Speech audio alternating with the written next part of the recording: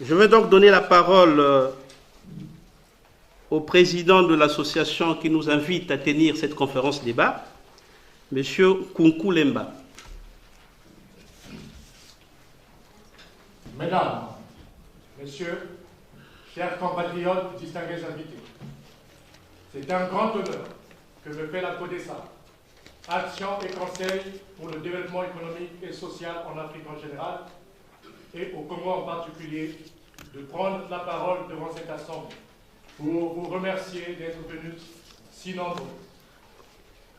C'est un plaisir et un grand honneur pour nous de vous accueillir ici chaleureusement à ce colloque sur le thème « Les enjeux de la refondation économique et sociale du Congo » dans cette belle salle de la Maison de l'Europe. Je voudrais très brièvement parler de la CODESA.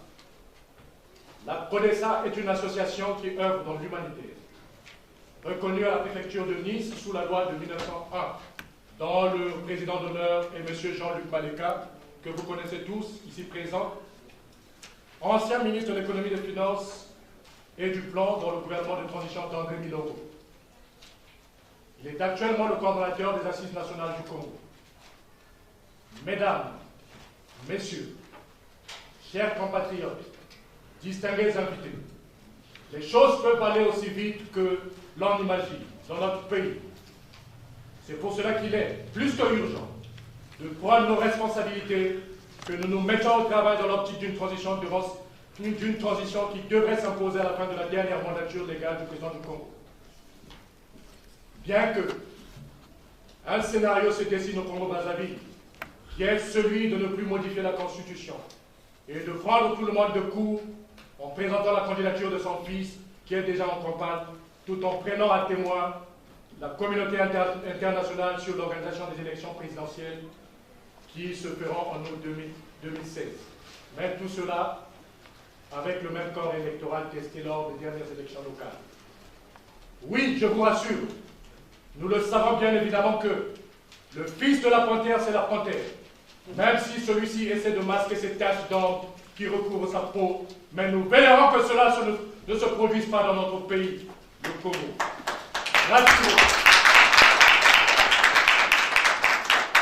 Rassurez-vous, très chers compatriotes, au moment où je vous parle, nous savons de quoi le Nzaou, le Nzoko, enfin je vais dire l'éléphant, a plus peur, si ce n'est de la petite souris qui, en essayant de l'aspirer, peut lui toucher la trempe. Et enfin, nous comptons beaucoup, si je peux oser le dire, sur le coq qui, grâce à sa crête de feu, fait peur au lion, en ayant déjà chanté le passage de l'obscurité de la nuit à la lumière du jour. Mesdames et messieurs, chers compatriotes distingués invités, pour revenir à nos moutons, comme vous le savez bien, le temps c'est notre face de Dieu. Et nous avons du mal à le maîtriser. Il est donc temps de se rassembler autour d'un objectif commun qui est celui d'apporter à notre Congo un nouveau souffle, et ce, quelles que soient les divergences de points de vue, les stratégies distinctes que peuvent avoir les uns ou les autres pour y arriver. Oui, un nouveau souffle pour repenser un nouveau Congo, où la transparence freinera la corruption endémique que vit notre pays et encouragera la bonne gouvernance.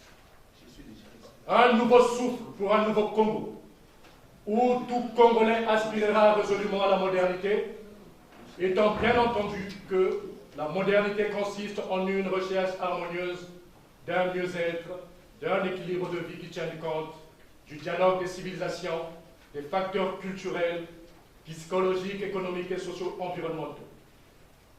Un nouveau souffle pour un nouveau Congo, où n'existera plus un conflit générationnel, car nos anciens travailleront pour la transmission du témoin à la nouvelle génération politique, qui, elle, apportera son dynamisme, sa vision nouvelle pour repenser alternativement le Congo de demain. La jeunesse congolaise, à travers la CODESA, est prête à apporter ce nouveau souffle dont le Congo a tant besoin. Chers compatriotes, pour terminer, de façon solennelle et officielle. Id et nous, ici et maintenant, j'annonce l'adhésion de tous les membres de la CODESA aux Assises nationales du Congo.